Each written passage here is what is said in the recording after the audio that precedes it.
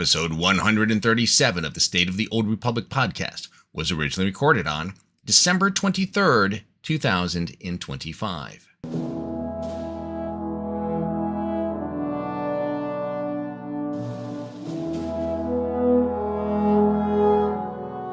It's the State of the Old Republic podcast.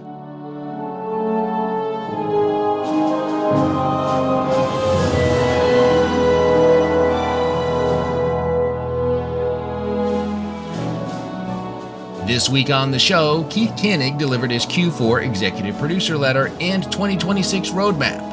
2026 will be the end of Legacy of the Sith, but will it be the beginning of a new expansion or the start of something else? I'll explore the possibilities ahead. Star Wars The Old Republic turned 14 this year. I'll share my earliest memory and tell you about some of the new rewards you can get this year. Finally, this week, I'll tell you about Life Day, Twitch drops, new music tracks, and more things happening in the Old Republic. And with that, it's time to make the jump to Lightspeed. And cue the moron. Welcome to episode 137 of the State of the Old Republic podcast. I'm your host, Ted, and as you heard in the opening, I've got another great show lined up for you today. The holiday update is in full swing now. Game Update 7.8 is live and has received a couple of patches. Life Day, the 14-year anniversary, and the Double XP event have started. And executive producer Keith Kanneg has delivered his highly anticipated Q4 letter. Letters to Santa are cool, but a letter from Keith that mentions a potential expansion for Star Wars The Old Republic? Well, that has me rocking around the Life Day tree.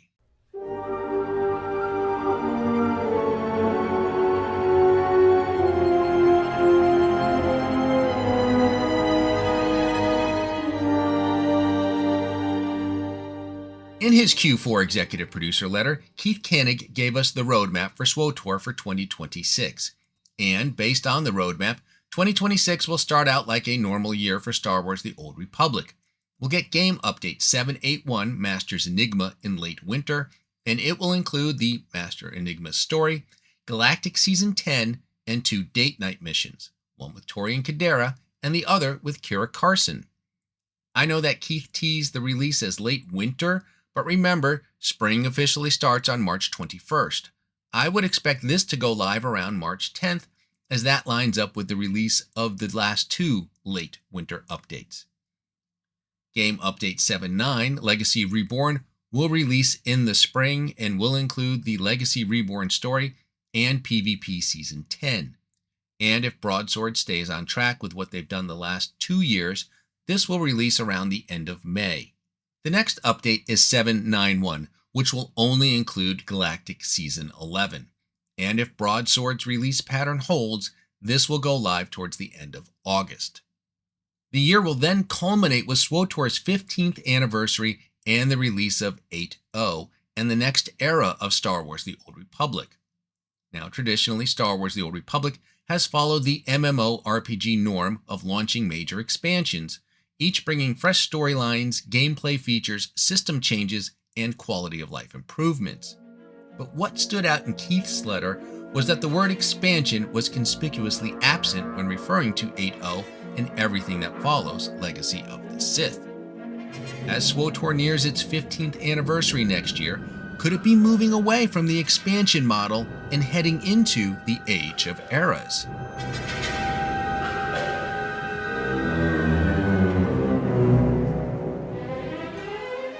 To understand why 8.0 might not be an expansion, we need to look at what Keith wrote in his letter. Regarding Game Update 7.9, Keith wrote, "As the Legacy of the Sith story reaches its finale in 7.9, Legacy Reborn, we'll be introducing the next story era just around the corner. Without giving too many spoilers, you can expect quite the shakeup across the galaxy. We'll give more details about the next era in 2026. And then Keith teased what he called the 15-year anniversary update. He wrote, "This is an incredibly thrilling milestone, and with it will come many questions, I am sure. First things first, stay tuned for our 7.8.1 live stream in February. We will cover what you can look forward to in 2026 and share the first details about what to expect as we celebrate 15 years of SWTOR with 8.0. Keith went on to add, "It is important to know that throughout the year, we will both be releasing new content and simultaneously working on development of our anniversary update. We look forward to sharing details over the course of the year, which could include updates during our quarterly live streams, hosting 8.0 specific live streams, public tests, emails, articles, and more. There is a lot to talk about, so make sure you join us for the ride." As you can see, the language has moved away from expansions towards eras. 8.0 is referred to as an anniversary update framed around a new story era. Is this just marketing mumbo-jumbo, or is Keith deliberately sidestepping the term expansion? And if so, what is the implication of eras versus expansions?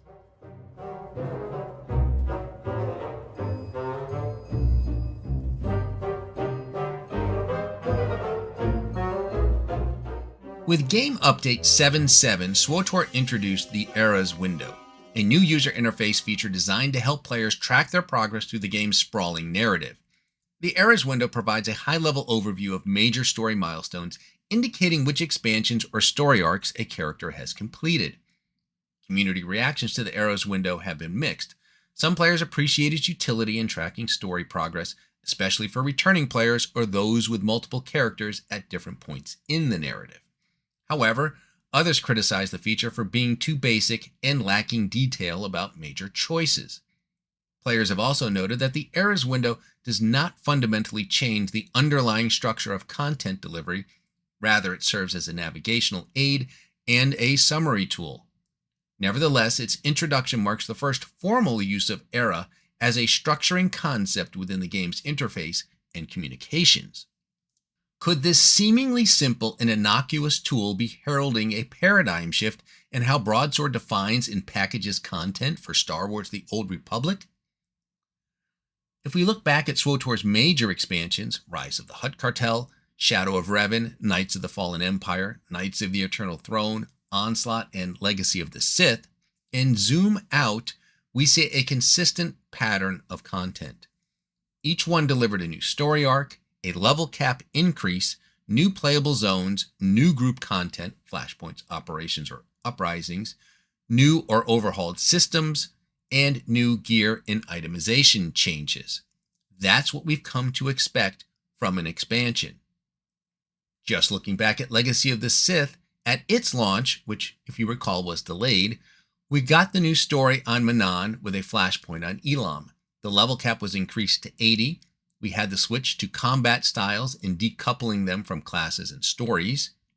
There were major UI changes and quality of life improvements, such as loadouts. A new operation, the R4 Anomaly, was announced, but it didn't go live until Update 7.1. Things have changed now. Broadsword has settled into a steady rhythm of releases, 2 story updates, 2 galactic seasons, and 2 PvP seasons annually. This consistent cadence, voice actor strikes aside, is intentional and likely here to stay. While story and seasons form the backbone of recent updates, they are supported by features like ventures and dynamic encounters. Current updates also include ongoing modernization. Planets have been upgraded, and character customizations have been expanded. You can now have purple Twi'leks and red Miri Allen. Quality of life improvements continue with UI and map enhancements. This is what a year in the life of SWTOR looks like today. The question now is, will 8.0 have the same content structure as an expansion, or has Broadsword broken free of their chains and eras will follow the current pattern of updates, but with a new number to signify a major advancement of the narrative? To understand why 8.0 might be different, let's dive into some of the typical expansion features and look at how they tie into today's game. I'll start with flashpoints. It's been 2.5 years since we've seen a new one, the longest gap in the game's 14-year history. I'm not saying new flashpoints are off the table, but they seem lower priority now, especially since they're no longer central to the main story. The current Galactic season focuses on flashpoints, which would have been the perfect time to introduce a new one if it mattered. Instead, the developers chose to do a fresh take on the old flashpoints, leveraging the existing lineup rather than creating a new one. And then there's operations. I won't go so far as to say that operations have been sunset, but I wouldn't be surprised if one is not part of 8.0. It feels like operations as we know them are being phased out in favor of smaller encounters like the Propagator Core XR53 lair boss and the Orbital Core boss. The Nature of Progress operation was released with Onslaught, and the R4 Anomaly was released with Legacy of the Sith. Although there has been no hint or promise of a new operation, if there was going to be one, then 8.0 is the logical release point. Of course, an expansion wouldn't be an expansion without a level cap increase, changes to gearing, and changes to combat styles. But what if those all stayed as they are now? What would it mean if vertical progression were paused in 8.0? When the level cap is increased, it's more than just changing the number next to our characters. New content such as daily areas need to be created for the new cap. Old content such as Planetary Heroics, old daily areas, even a new area like the Wreckage on Dantooine would need to be rebalanced around the new cap. Flashpoints and operations would need to be updated to reflect the new cap, and of course, all of this would need to undergo extensive testing. There would need to be new tiers of gear, which means hopping on the gear grind treadmill one more time. And to what end? Getting from level 75 to 80 via the Legacy of the Sith story was measured in minutes, not hours and not days. It was incredibly fast and incredibly meaningless. All the level cap does is hit the reset button and force us to grind just to get back to where we were a few days earlier when the last expansion ended. If vertical progression is halted and we just have horizontal progress via story, then that frees up a lot of time and resources to deliver things like the Wreckage on Dantooine or perhaps an operation. I won't lie though, I'm having a hard time wrapping my head around the idea that there would not be a new level cap or new gear to chase. Next to story, a level cap increase in endgame gear grind is the hallmark of an MMO expansion. And if we don't get that in 8.0, I fear that a big chunk of player activity will disappear, and I'm not sure that that's a good thing. Here's what I do think though. At first glance, I thought the roadmap was just a high-level view in incomplete. Quarter 1 has story, date nights, and a galactic season. Quarter 2 has story and a PvP season. Quarter 3 just has a galactic season. Missing from all of these updates is a major feature such as dynamic encounters and a lair boss, and there is no mention of modernization or quality of life features. But what if this is all we're getting, and they're keeping the quarterly updates bare bones to dedicate resources to 8.0 and jam-pack it full of features? I don't know if it signals an official expansion, but it could indicate that 8.0 is more than just a major update. As Keith wrote, as Legacy of the Sith wraps up, we can expect quite the shakeup across the galaxy. A shakeup that may very well extend beyond the story to the very foundation of how Broadsword defines eras in Star Wars: The Old Republic. 15 years is a giant milestone, and if you were going to shake up the game, this anniversary update is the logical inflection point to do so. Lots more to come as we roll into 2026, and we'll see if this is the end of expansions and the beginning of the Age of Eras.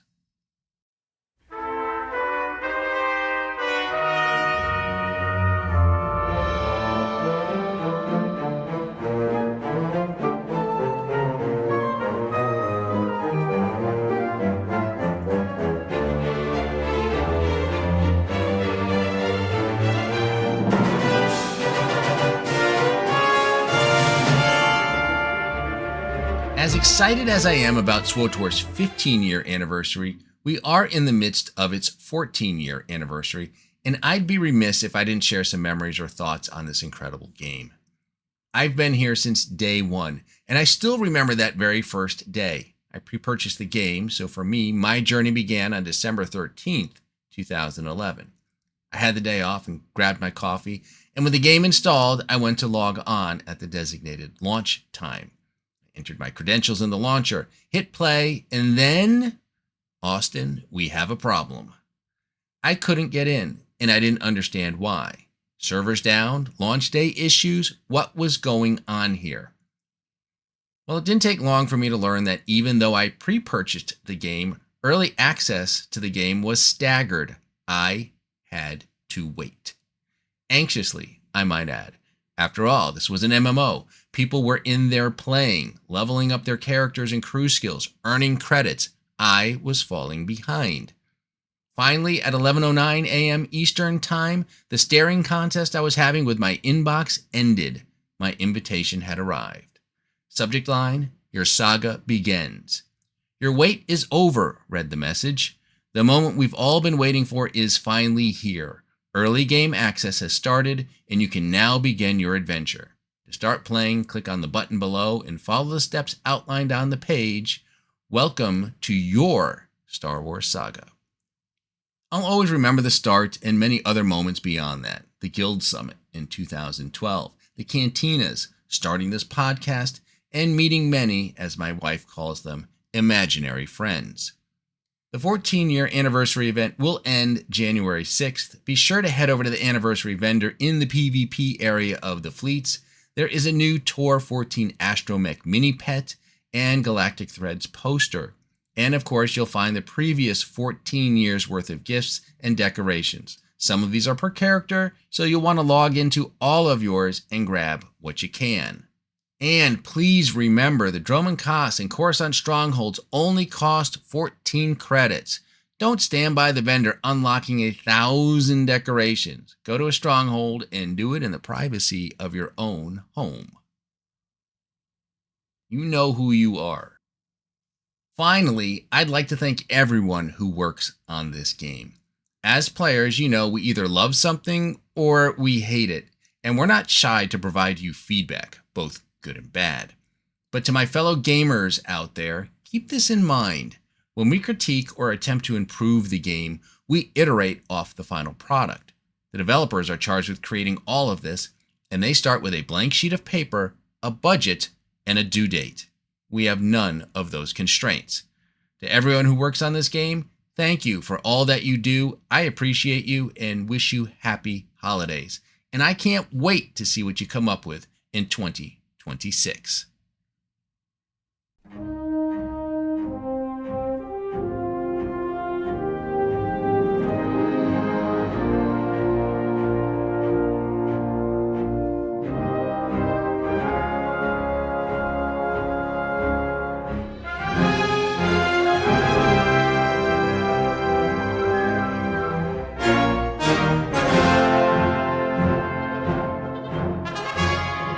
Other things that are happening in the Old Republic right now, Life Day has started and will end on January 13th.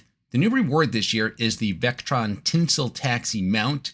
You can get it from the Life Day vendor for 100 snow-covered parcels. So start throwing some snowballs if you want this. And by the way, you don't just have to pelt other players. You can throw snowballs at just about anything. Darth Malgus, Mandalore, Darth Saravan, Emperor Valkorion. Have fun with it. There is an active Twitch drop campaign. Watch 4 hours of SWTOR content to earn the Twilight Acklay mount, and it's a really cool looking mount. These campaigns generally run for 28 days. This one began on December 9th, which means it would end around January 6th.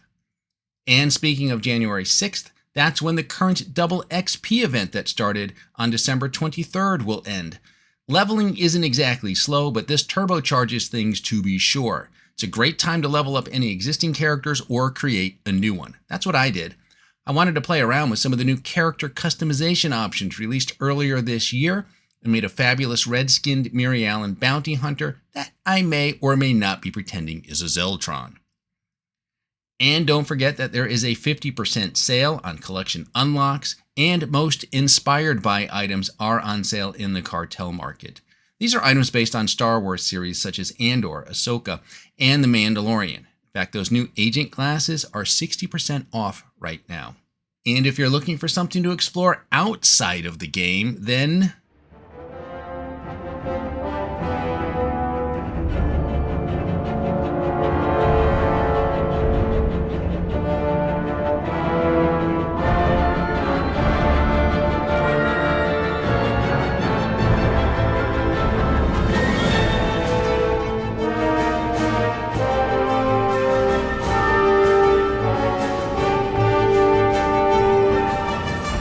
was a clip from a newly released music track for Star Wars The Old Republic.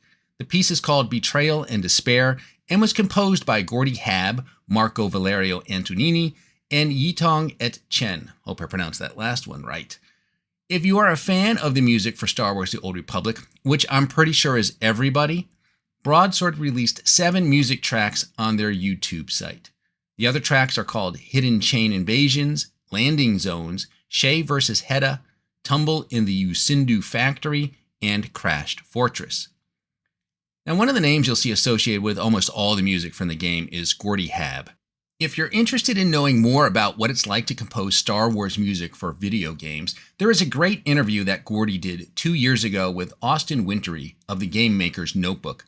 The interview is titled, What It Takes to Score Star Wars.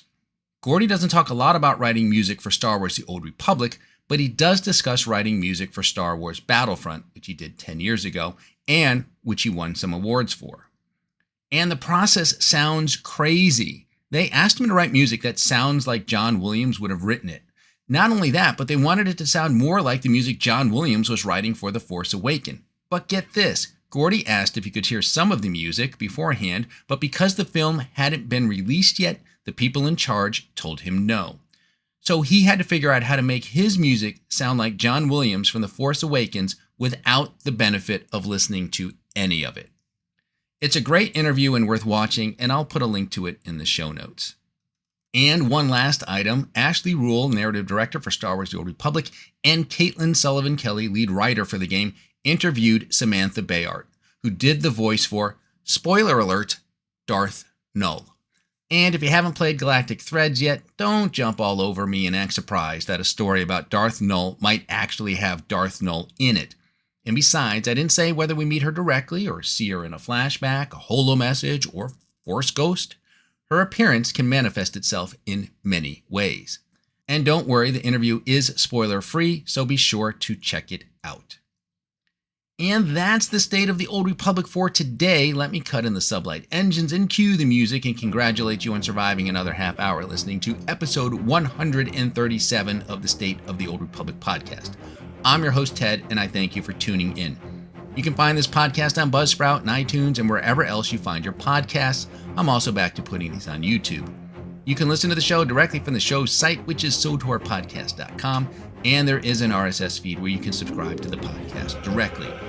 If you have a question for the show, you can email me at sotorpodcast@gmail.com. Thank you so much for listening. Happy holidays. And until next time, remember the Sith code, cake is alive.